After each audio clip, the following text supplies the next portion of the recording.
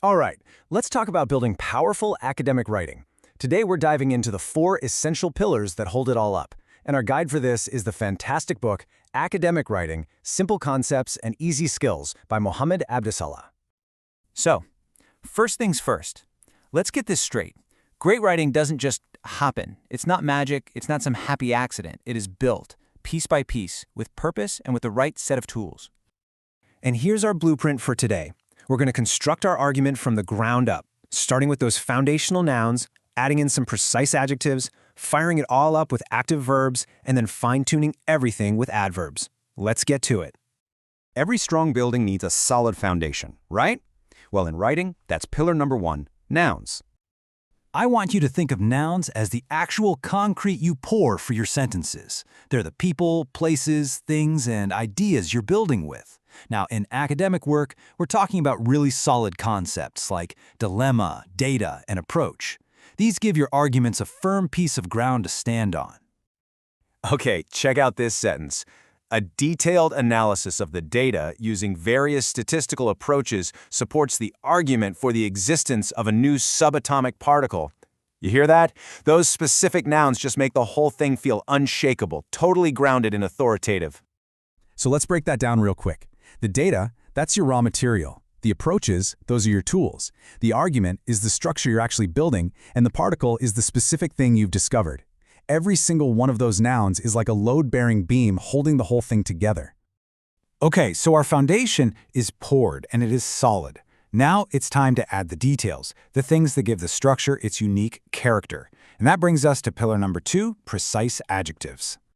So if nouns are the concrete foundation, adjectives are all the architectural details. They add that descriptive precision. And we're not talking about just any old description. We mean precise, evaluative words like accurate, comprehensive, or relevant.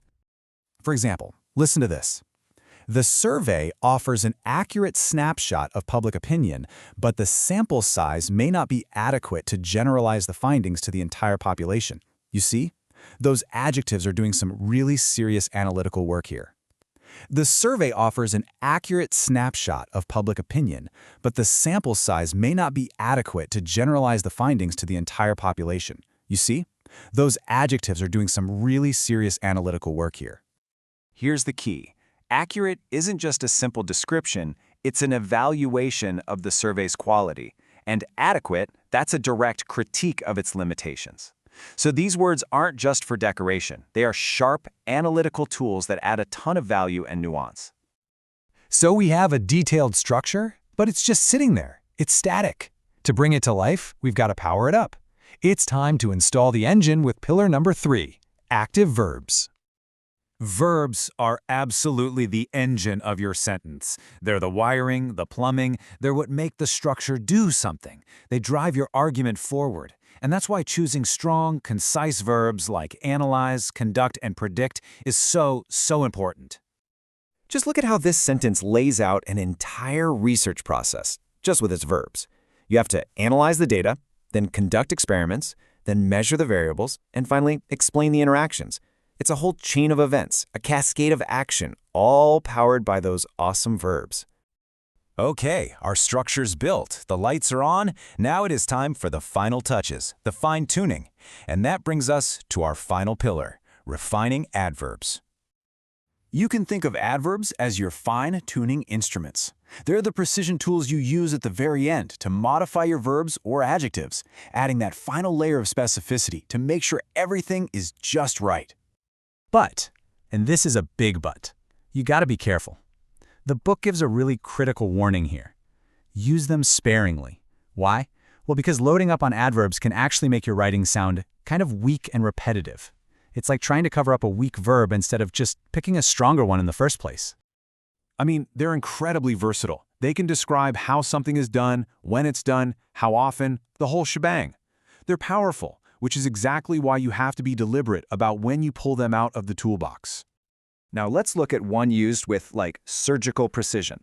All the experimental variables were carefully controlled to ensure reliable results. That one word, it changes everything. Seriously, just think about what that one word, carefully, is doing here. It tells a whole story about the scientific process. It tells us how the variables were controlled, with meticulous care. It adds a huge amount of meaning without cluttering up the sentence. Now that is an effective adverb. So there we have it. We've laid the foundation, we've put all 4 pillars in place. Now we can step back and take a look at the complete structure we've built. And here it is, the formula. You take solid nouns, you add precise adjectives, you power them with active verbs, and you fine-tune with a few well-chosen adverbs. And what you get is a powerful, persuasive structure. Each part does its job, and together they create writing that is clear, strong, and just plain convincing. So we've just walked you through the architectural plans. You have the blueprint. The only real question left is, what are you going to build?